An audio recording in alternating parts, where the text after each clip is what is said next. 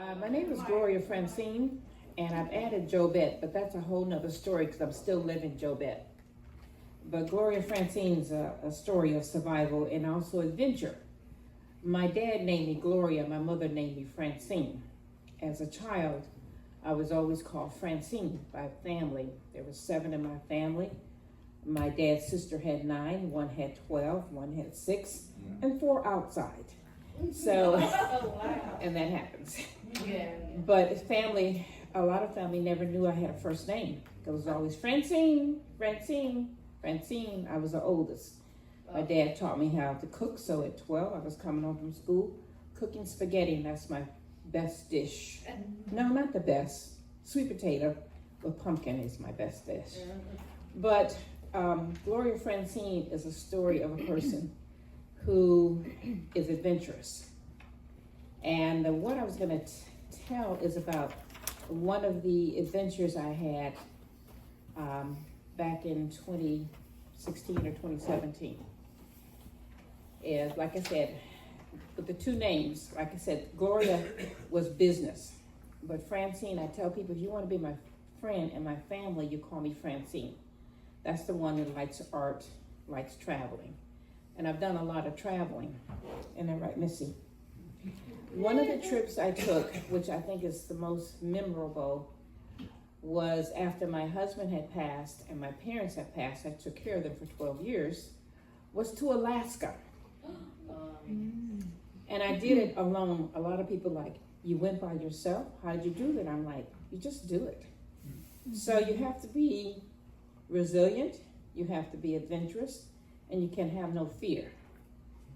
I remember going to therapy after my parents died, and I think that's good for everybody sometime, because it uncovers a lot of things you might not realize you need to talk about. But I remember telling my therapist, he said, what do you want to do for fun? I said, well, I have a bucket list. Alaska's on the list, but I can't go because my husband died and we were supposed to go the year he died. He said, no, you can go. I told another guy he could go to Philadelphia to visit his family, just put his wife in a suitcase. So I took a picture of my husband and he got in the suitcase. I took our wedding picture.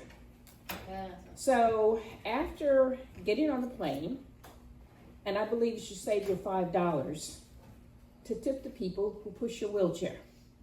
They have to earn a living too, especially the women. Went to Anchorage, and it was really interesting because once he said that, I'm like, you know what? I can take this trip. Lo and behold, the universe sends me a flyer. I used to have a timeshare, and I had enough points and enough mileage to take the trip. It was almost the exact same trip my husband and I were going to take. 13 days. Flew into Anchorage, spent overnight, ate, walked around. Then the next day, got on the train. I had a moose drink, had some moose bacon, which was different because you have to be adventurous and try things. When my son was little, I used to say, son, you have to have at least 1 tablespoon of potato salad. That might be all we have. So you have to try it. If you don't like it, mother will not make you eat anymore. So that started me out as a child too, being adventurous and trying new things. After we left Anchorage and on the train, and my mother said I could talk to the walls because I always met a lot of people. But I do talk a lot, I know that. But I said, that's how you learn. You know, I met the mayor, I used to volunteer with his mother. So I got to do a lot of things. I have a lot of stories, like, you know, volunteering for the Grand Prix racing, meeting some of the racers, volunteering for the football games, meeting some of the players and their families.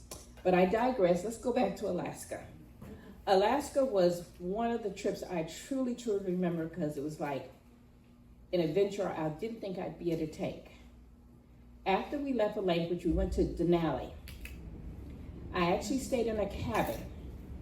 You could see the water, the river, coming behind the cabin. Everyone had their own little personal cabin, a little furnace in there, a little sitting room, your bedroom. You walk 10 feet out your door. Every 15 minutes there was a trolley coming around to pick you up, taking you up to the big old lodge. And that's where they had the extra adventures going on. You could eat in the restaurants. You got a chance to chit chat with people. You could go sit by the fire pits outside. And this was in June, the first part of June. I think that's the best time to go. Because one of the trips we took on the tour was, we did horse tour with a covered wagon. But then we did another one, and we went into the Denali Forest. And I learned you can only go so far because they like to preserve it. They only let 200 people in a day, and that's where tour buses. Campers and people in their campers had to walk in. They couldn't take their cars. So they only let a few in at a time. But I got a chance to see a golden bear. Has anyone seen a golden bear? No. Someone has. They're beautiful, aren't they? Never knew there was a golden bear. I saw baby eagles, baby moose, literally walking down the street.